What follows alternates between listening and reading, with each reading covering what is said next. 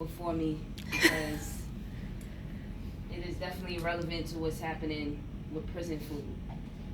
So I'm presenting on prison food, which is currently a human rights violation, the way that the food that prisoners are eating. And this is a picture of a maybe lunch or perhaps dinner.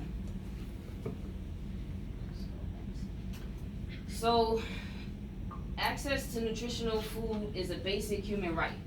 The International Covenant of Civil and Political Rights affirms the humanity and inherent dignity of all people, including those who are incarcerated. The cost of incarceration, with more than 10 million people behind bars worldwide, the United States alone spends up to $182 billion annually on incarceration. So what happens is that's a lot of money, and taxpayers don't want to pay for people to be behind bars, and so prison officials, they decide that they're gonna do budget cuts, but how? Well, this one particular sheriff and many like him decided that he would cut food out. So what they did was they removed all meat from the menu and replaced it with soy, only serving meals twice a day instead of 3 times a day. And the meals cost, which he bragged, it costs that between 15 and 40 cents a meal, which is the cheapest meals in the United States.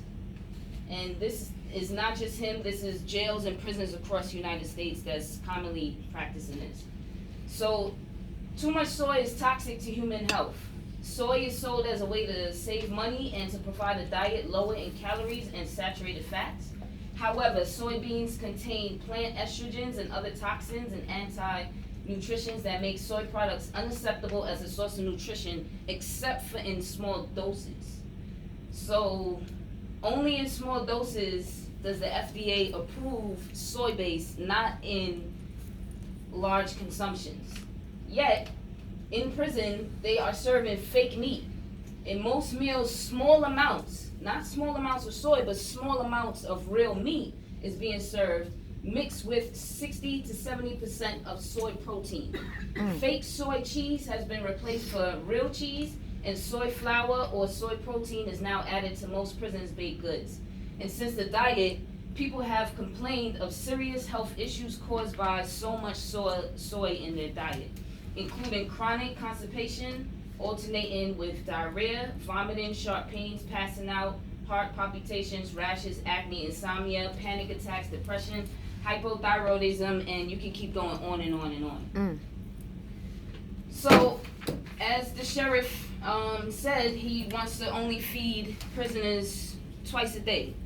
And in many jails and prisons in the United States, people are fed twice a day, and they're going between 10 and 14 hours apart without a meal. So they cut out lunch. And they're only serving these people for breakfast and dinner.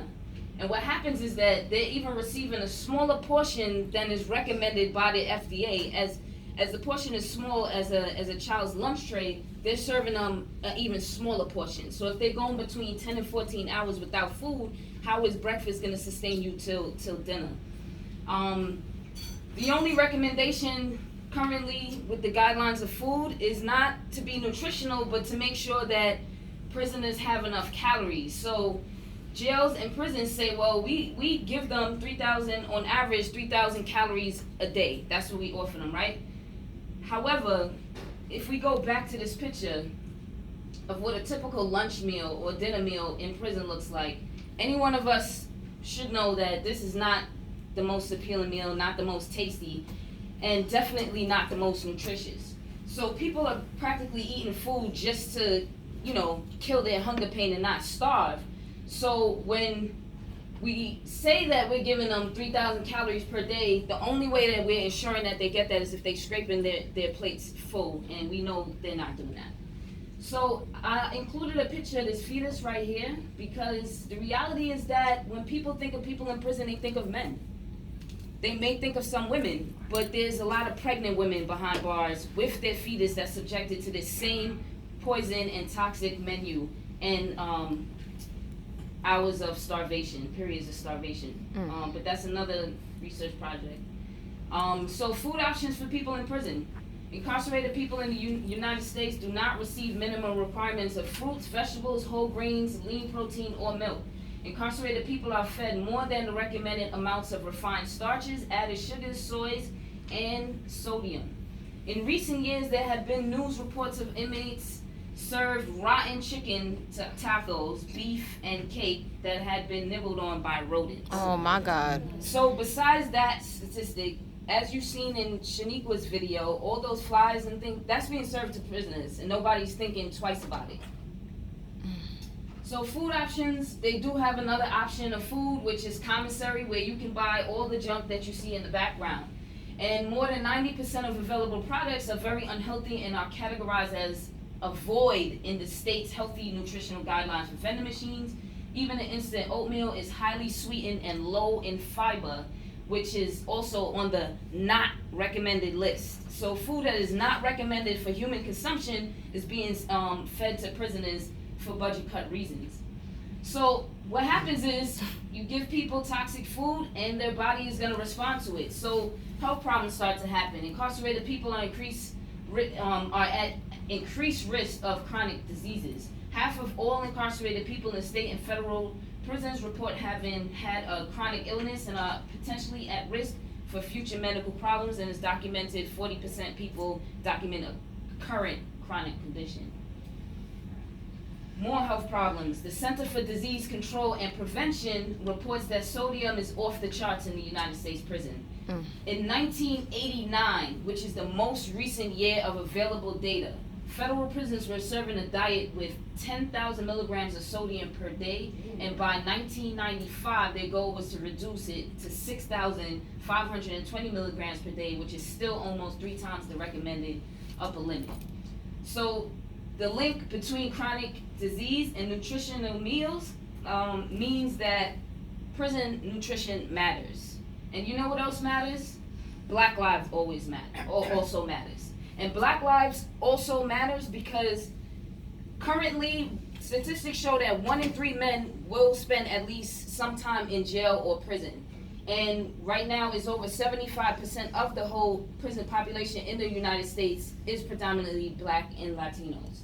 So states are willingly putting people at greater risk for premature death. Each year of incarceration reduces life expectancy by 2 years, and this is especially true for black people. In recent analysis of criminal justice costs, correctional agencies spent almost 6 times more on healthcare than on food, and the fact is serving decent food is cheaper than serving unhealthy and unappetizing food in the long run. So if they're spending 6 times more on healthcare than on food, it's because the food is unhealthy to begin with.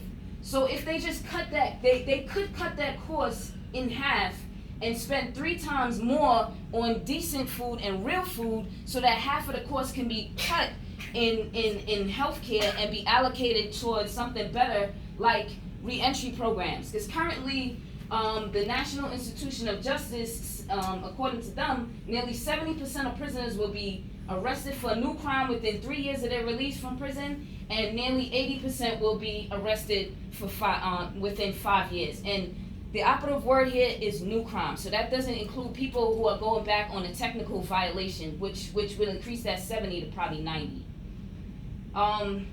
So I'm gonna end with this slide. Why? Because it's not about budget cuts. It's about corruption, profit, and control. As I stated before, they can allocate that money to better food so that there's less cost on healthcare, so that there's more money to allocate towards reentry programs. But you see this guy here? He got caught out there. He's from Morgan County, Alabama. Federal authorities jailed Sheriff Gregg in 2009 after he admitted to depositing almost $200,000 in state money allocated for prison meals into his personal account. Wow. And he's one of many that got caught, and one of many who haven't yet gotten caught. So so this is the prison system for you. Questions? Wow.